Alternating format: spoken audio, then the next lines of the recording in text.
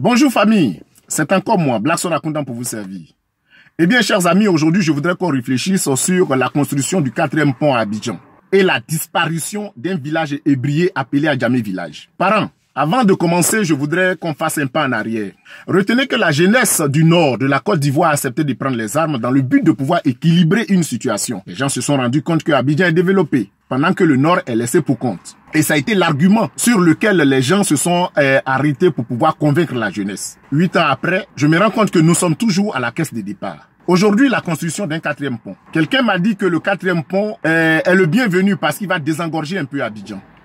Mais pourquoi Abidjan est saturé? Abidjan est saturé parce qu'il y a beaucoup d'hommes. Pourquoi il y a beaucoup d'hommes? Il y a beaucoup d'hommes parce qu'en réalité, au nord, il n'y a rien. Le jeune nordiste, quand il se lève, il a pour objectif venir se chercher au sud. Parce qu'au sud, il y a des usines. Parce qu'au sud, il y a des immeubles. Parce qu'au sud, il y a pratiquement tout, quoi. Mais, chers amis, il ne faudrait pas que la Côte d'Ivoire se limite à Abidjan. Aujourd'hui, on parle d'indemniser les gens parce que on va détruire leur village. À hauteur de combien? De 30 milliards de francs CFA. Chers amis, un village qui disparaît, parce qu'on ne nous a pas dit qu'on va délocaliser le village. On va le détruire. Pour cela, on va indemniser les gens.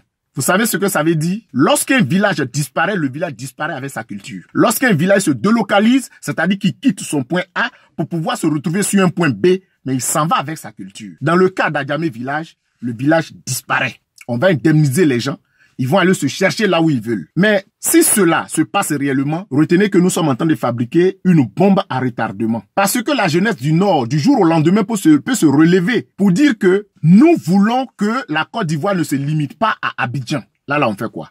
Nous étions au temps du président Félix Houphouët-Boigny. Le chemin de fer d'aujourd'hui, là, ça s'appelait RAN, Régie Abidjan-Niger. Ceux de ma génération savent. À cette époque, il y avait 2 catégories de trains. Le train pour les riches, qui pouvait se déplacer le plus rapidement possible, qu'on appelait la gazelle. La gazelle quitte Abidjan. Il y a des endroits où la gazelle ne doit pas s'arrêter. Ça doit poursuivre son chemin pour que les gens puissent vite arriver. Ça coûtait un peu plus cher.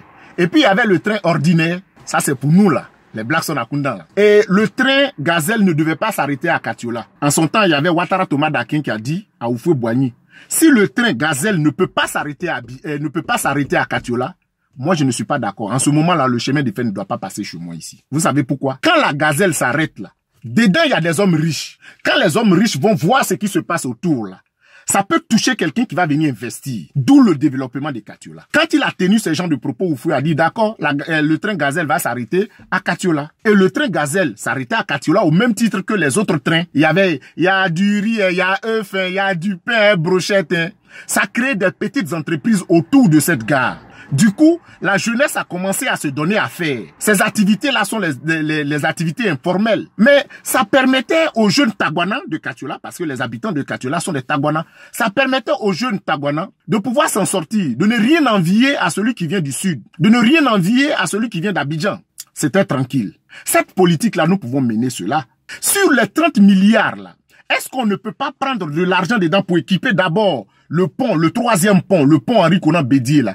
On ne peut pas prendre de l'argent dedans pour pouvoir équiper ces casernes sur le 3e pont là d'ordinateurs afin que nous puissions savoir jusqu'à quand on peut finir de payer ce pont en temps normal.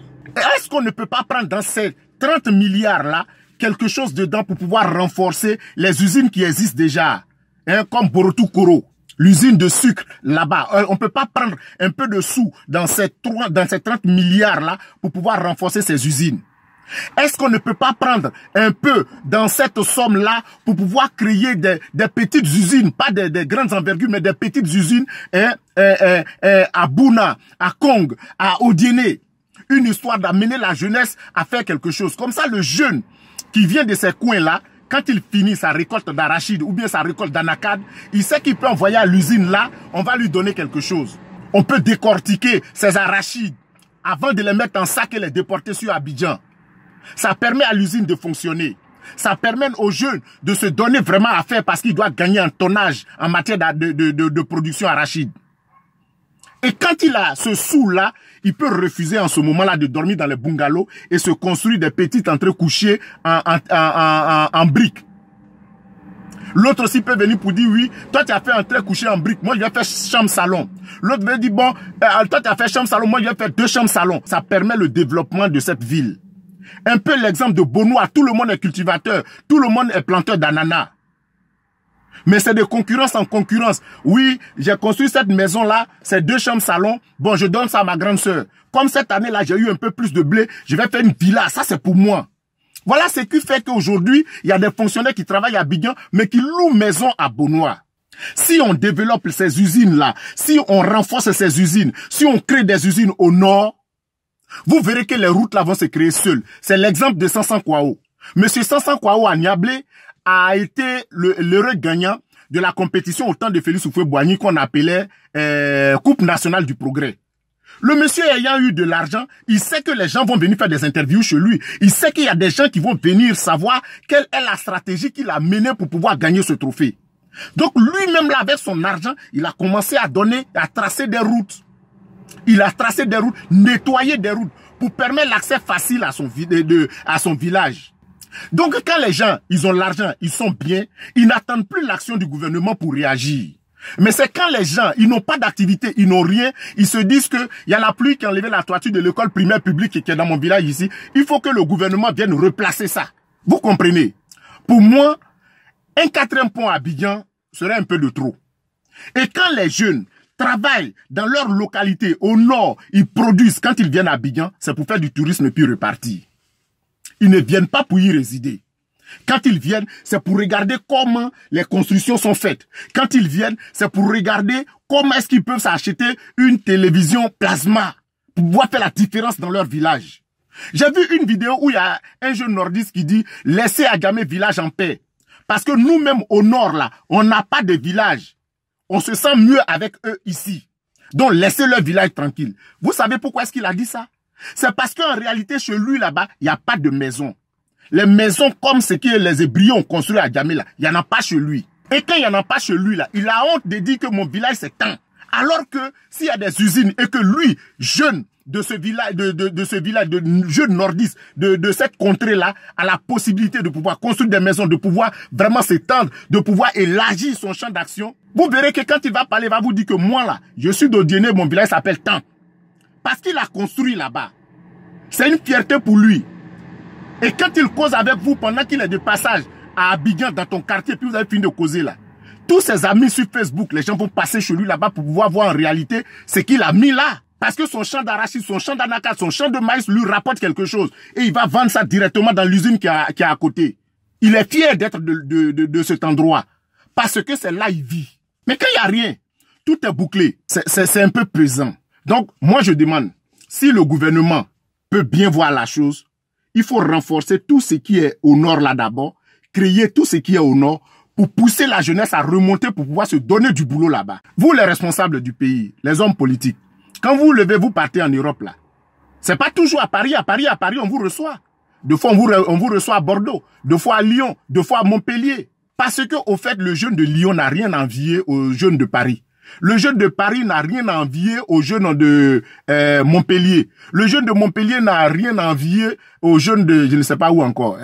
Moi, c'est le quartier d'Abidjan, je connais. Bon, vous comprenez, non? Mais ici en Côte d'Ivoire, quand vos gars arrivent, on les reçoit soit à Yamoussoukro ou bien à Abidjan, et puis ça s'arrête là. Or, si on a pris le temps de rendre propre tout ce qui est comme grande ville du Nord, chers amis, ça sera pour vous-même une fierté d'organiser des réunions de vos amis qui vont venir là, à Korogo, à Bouna, à Sinematiali, à Kong, à Odiéné, et j'en passe. Mais si on localise tout à Abidjan, demain matin, ça sera quelque chose de difficile pour nous. On n'a pas dit qu'on délocalise à Djamé village. Hein. Le village disparaît. Vous savez ce que ça fait? Il n'aura plus de fête de génération. Quand on fait la fête de Djitri à Sikensi, tout le monde se déporte là-bas. Quand on fait Popo Carnaval à Bonois, tout le monde se déporte là-bas. Quand on fait à Bissa, à Bassam, tout le monde se déporte là-bas. Quand on fait la fête du Yachana, tout le monde se retrouve au nord. Le clip du jeune coupé décalé, pour moi, ça a été le meilleur clip où il a fait avec les vieux du village Hébrié. Là. Le clip de Djidji Nandji, meilleure vidéo pour moi. Et puis, le clip de, comment il s'appelle, Abraham Moussa avec Solo Diagoun. Zomama Zou, ils ont parlé du tourisme, ont fait le tour de la Côte d'Ivoire. Je vous en prie, il ne faudrait pas que la Côte d'Ivoire se limite à Abidjan. Ça crée des frustrations pour les ressortissants du Nord. Et ça sera une bombe à retardement.